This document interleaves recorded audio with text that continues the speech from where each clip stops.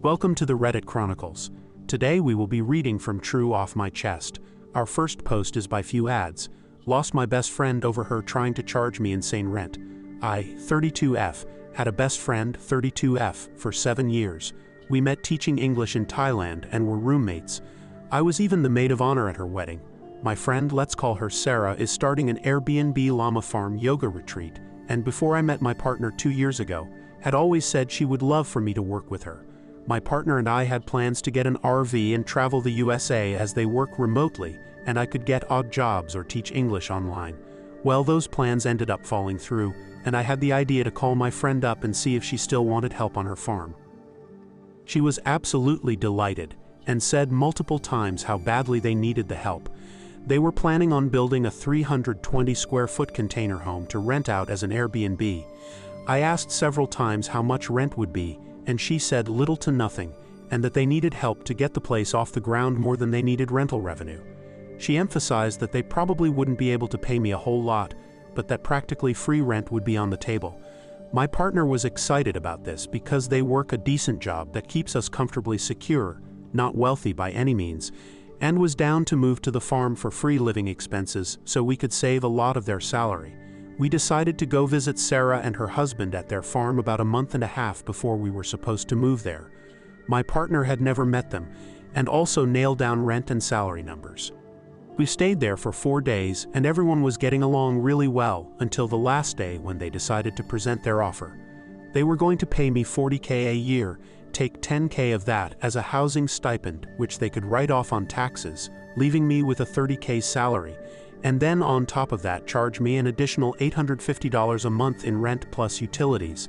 They wanted me to do marketing, SEO work, write a blog a week, I'm an English major, and help on their farm, all for a $40K salary, and they would be taking $20K back for rent. Our total rent would be $1,650 a month for a 320 square foot container home in the middle of the country using satellite internet and no cell service, which is a sacrifice my partner was willing to make work even though her entire career is online. My partner and I were completely taken aback by this offer and tried to explain how ridiculous this was, but they held firm and would not compromise. I even said I would be okay with a $40K salary and they could still take the $10K out as a housing stipend, but I would not pay the additional $850 a month. I told them I could just go back to my teacher's salary at $48K a year and we could move back to our apartment in a city at $1,500 a month. They wouldn't budge. The real rub to all of this is my friend's dad is a multi-millionaire and is funding their entire business. She doesn't even need the money. Needless to say, we aren't friends anymore. And now their container home will sit empty and unrented all winter. Anyway, that's all. Just wanted to vent. Our next post is by Throwaway. My boyfriend and our circle of friends pranked me on my birthday and I ghosted them because of it. I, 27M, met my probably soon-to-be ex-boyfriend Alex, 29M, 2 years ago through a mutual friend of ours. I never expected he'd be interested in me because when I first met him, he had only been with women. He came out as bisexual to me and our friends not too long after that, and that same night, he hinted that he was into me. We got to know each other more, and it eventually turned into the two of us dating. He's genuinely a sweet and awesome guy, quite introverted but has a big heart, and a real geek about the things he likes.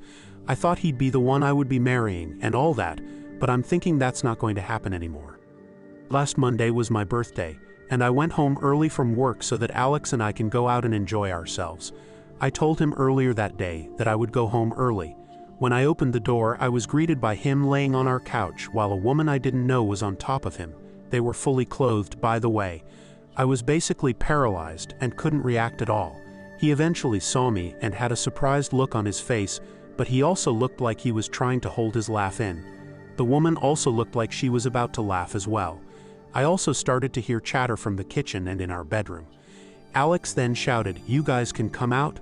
And so our friends came out of our bedroom and kitchen, holding gifts, party poppers, and a cake. I guessed them shouting, "It's a prank, happy birthday," while turning the party poppers on snapped me back to reality because after they said that, I just quietly turned around and left. I didn't see their reactions when I did that, but I could hear them saying, "Oh crap," and "wait," and some other things I can't remember. When I heard them try to follow me, I hastened my pace until I reached my car and drove away.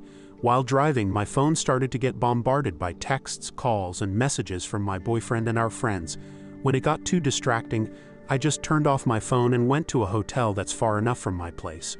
By the time I got to my hotel room, I just started sobbing on the floor. I think I blacked out from crying because when I woke up, it was already sunny outside. I made sure to tell my team leader first that I would be absent for a few days due to an emergency, and she was kind enough to accept my request. She probably noticed something was off with me because I was sniffling and my voice sounded weak. Right now, I plan on telling my aunt who lives near my area about what happened and asking if I could live with her for a couple of days until I sort out my mind and know what I have to do next. I'm deeply heartbroken because I've told my boyfriend and my friends before how I felt about cheating, and how it essentially ruined my family growing up and my young mind back then. My mom cheated on my dad and it broke our family, and I got cheated on by my first boyfriend. But at the same time, I can't help but feel like I overreacted and that I should have just went with it all. I still don't plan on opening my phone, so I'm using my laptop right now to type this.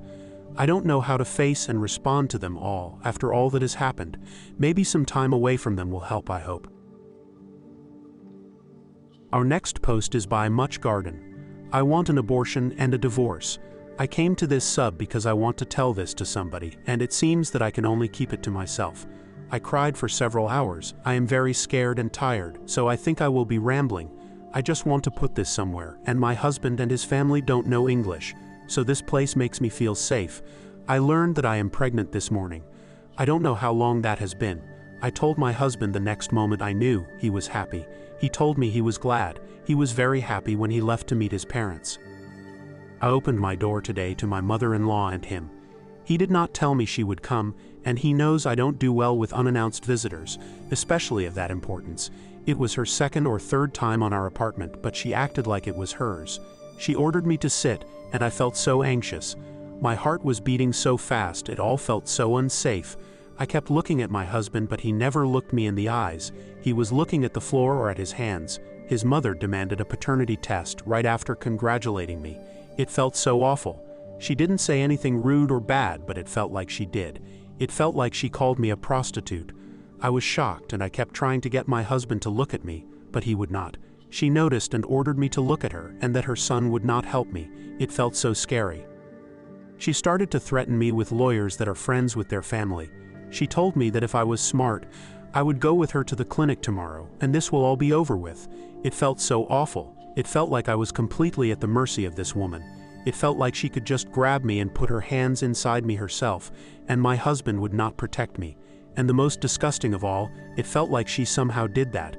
It felt like she somehow put her hands inside me and tainted whatever is there. Whatever I felt for my husband died at that moment. After the shock and the fear, I felt disgust for him. I felt sick sitting there. He looked so disgusting and pathetic sitting there silent, not protecting me. It felt disgusting that I ever let him touch me, let him do this to me. Like all the love I had for him was tainted too. All I managed to say was that I need time to decide. She told me there is nothing to decide. I told her that I am shocked and I need time. She told me that this was what she was afraid to hear, and it's all very clear to her. It felt like I would throw up. I wanted to cry so badly, and my voice was shaking, but I didn't cry. She said that she is sorry that it had to be this way, but she gave me 3 days. My husband stood to see her out, not saying a word to me. He went to see her to her car, and I was left alone. I immediately cried.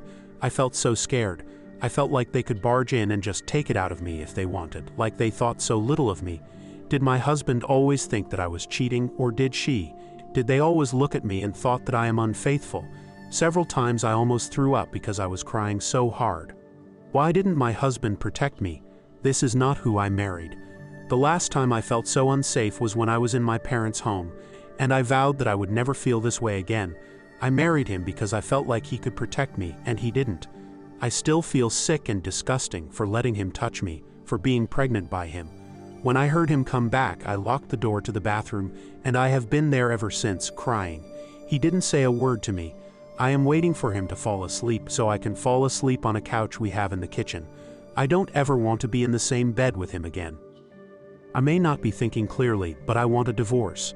I will never feel safe with this man, and I would never love him again. I know that for certain. I will never be sure that he will protect me. I can't stay. The thing that makes me scared is that I want an abortion. It was the first thing I Googled. What I have inside me is his. It ties me to him and to his mother. I want it out. While I was crying, I scratched my stomach unintentionally, and now it's all red and itching. I can't think about what is inside of me without crying in hysteria. I want out. I want to be safe. It's strange and cruel, but I don't feel bad for wanting a divorce. I will lose the future that I wanted, and all my friends, and I will have to start all over again. But I did it once. When I left my birth house, I will do it again. I feel nothing towards what is inside of me. It reminds me of his mother, and it scares me. I never thought about abortion before, never been around pregnant people much. Right now I don't feel anything, but writing this post helped me calm down, and I sort of have a plan now. I don't know if I should move out first or go to a doctor first. I am afraid they will lock me if they find out. For some reason, this reminds me of the time I left my parents, and my head feels clear. I am not so panicked anymore, and I mostly feel numb. But I was crying a lot earlier. I guess that's all. I want to sleep and I need to go to work tomorrow. I think that is good because I have the excuse to be out of the flat. I don't feel safe here. Thank you for listening. I have no friends to tell this to.